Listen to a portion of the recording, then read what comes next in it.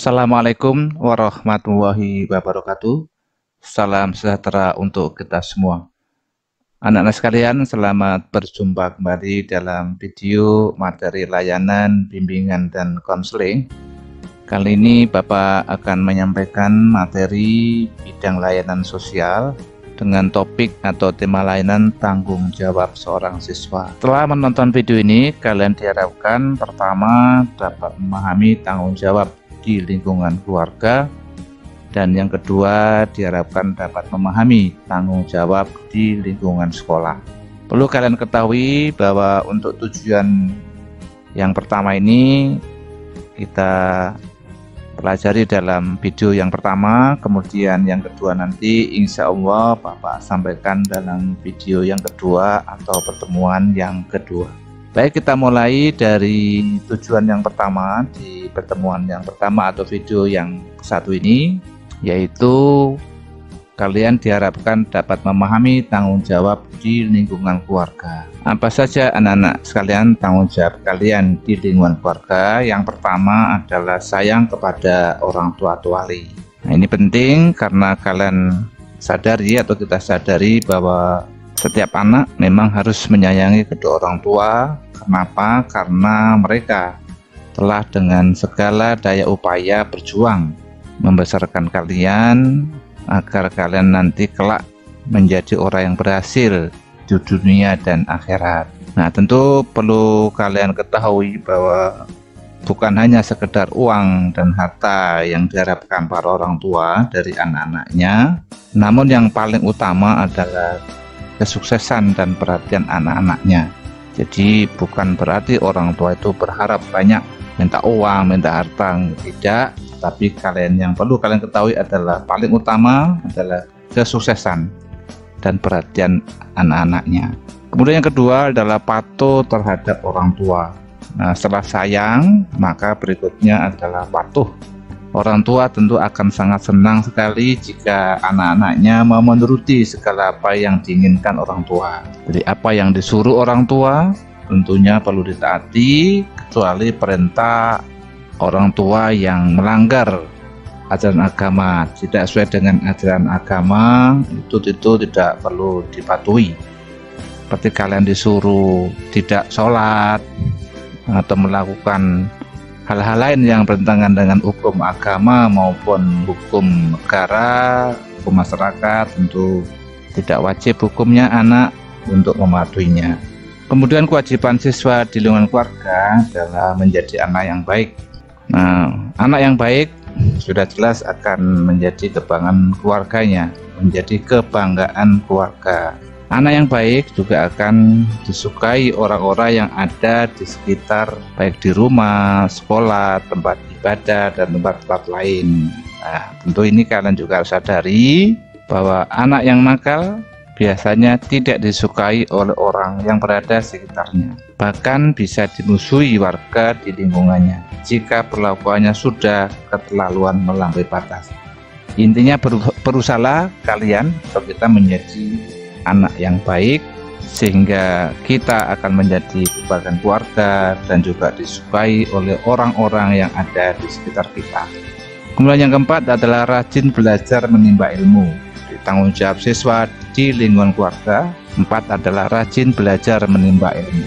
Nah, rajin belajar menimba ilmu ini harus kalian pahami, tentu tidak hanya mempelajari pelajaran atau belajar tentang pelajaran di sekolah saja, namun juga kalian perlu belajar ilmu lainnya yang bermanfaat bagi dirimu dan orang-orang yang berada sekitarnya. Nah, jadi di sini dengan kalian punya tanggung jawab rajin belajar menimba ilmu tanpa disuruh, walaupun mungkin kalian tidak punya prestasi dan prestasimu yang biasa-biasa saja di sekolah, namun kalau kalian tekun belajar tanpa disuruh, ini tentu bisa membuat orang tuamu menjadi bangga, tidak kesal, dan tentu kalian diharapkan bisa bermanfaat ilmu kalian itu bagi orang-orang lain. Nah, di samping bermanfaat bagi orang lain, tentu ilmu itu juga diharapkan bisa bermanfaat bagi dirimu, sehingga masa depanmu akan bisa lebih baik. Kemudian yang kelima adalah rajin ibadah dan mendoakan orang tua wali. Nah, ini juga harapan orang tua, anak-anak sekalian, rajin ibadah dan mendoakan orang tua ini adalah salah satu ciri anak yang soleh atau soleha. Jadi anak yang memiliki keimanan dan ketakwaan yang kokoh, selalu mendoakan kebaikan orang tuanya dimanapun dirinya berada, akan sangat disayangi oleh orang tuanya. Nah, jadi dengan kalian punya tanggung jawab rajin ibadah dan mendoakan orang tua ini, tentu harapannya adalah doa yang kalian panjatkan ini adalah sangat penting, yang dapat mendatangkan rahmat Tuhan kepada orang tua. Di tanggung jawabnya kepada keluarga adalah rajin ibadah dan mendoakan orang tua. Kemudian yang keenam adalah selalu siap membantu orang tua atau wali. Membantu yang bagaimana di sini? Tentu membantu apa yang bisa kalian berikan kepada orang tuamu atau wali. Nah, tentu membantu di sini harus tanpa diminta, ya. Jadi anak yang baik itu selalu siap sedia memberikan bantuan pada orang tua. Nah, bermacam-macam bentuk yang bisa kalian berikan untuk membantu orang tua itu, apa tenaga, uang, waktu, pikiran, perasaan, dan lain sebagainya. Nah, tentu hal itu kalian lakukan dengan keikhlasan tanpa harus diminta. Kemudian ketujuh, tidak membuat marah orang tua. Nah, kalian tahu bahwa berani sama orang tua adalah durhaka. Tentu itu jangan sampai terjadi. Maka jadilah anak yang baik, harus bisa memahami perasaan orang tuanya, memahami perasaan orang tuamu sehingga bisa menghindari berbagai hal yang dapat membuat orang tuamu marah. Apa yang membuat orang tua marah itu? Ya, banyak hal, misalnya kalian bolos sekolah, berbohong, melakukan kenakalan, berbuat tindakan kriminal, melanggar perintah agama, yang tidak rajin belajar harus disuruh-suruh. Nah, ini semua hal-hal yang bisa memancing atau memicu orang tua marah. Nah, ini kalian punya tanggung jawab tidak membuat orang tua marah. Kemudian yang kedelapan adalah berupaya menjadi orang yang mandiri dan mapan. Nah, maksudnya apa benar sekalian? Nah, tentu kalian sebagai siswa kedepannya diharapkan memang harus bisa menjadi orang yang mandiri dan mapan. Oleh karena itu kalian harus berupaya bagaimana ketika nanti kalian sudah memasuki usia dewasa harus bisa menjadi orang yang mapan dan mandiri. Akan jauh lebih baik lagi jika mampu meraih kemapanan dan kemandirian itu kalian sebelum mencapai usia dewasa. Kalian bisa membahagiakan orang tua, keluarga kecilnya, orang tua, keluarga besar, dan bahkan orang banyak di luar keluarganya. Nah, ini artinya kalian mulai sekarang berupaya bagaimana menjadi orang yang tidak selalu bergantung pada orang lain, tapi bisa berupaya menjadi orang yang mandiri. Kemudian yang kesembilan adalah menjaga nama baik keluarga dan orang tua atau wali. Menjaga nama baik ini artinya bahwa tentu orang tua selama ini sudah nama baiknya, orang tuamu di lingkungan di mana saja berada, orang tuamu memiliki nama yang baik. Nah, tentu nama baiknya ini perlu kalian jaga.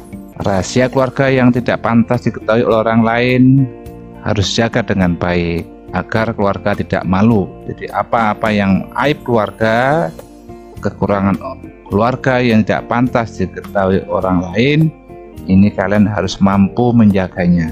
Itu keterkaitan dengan aib.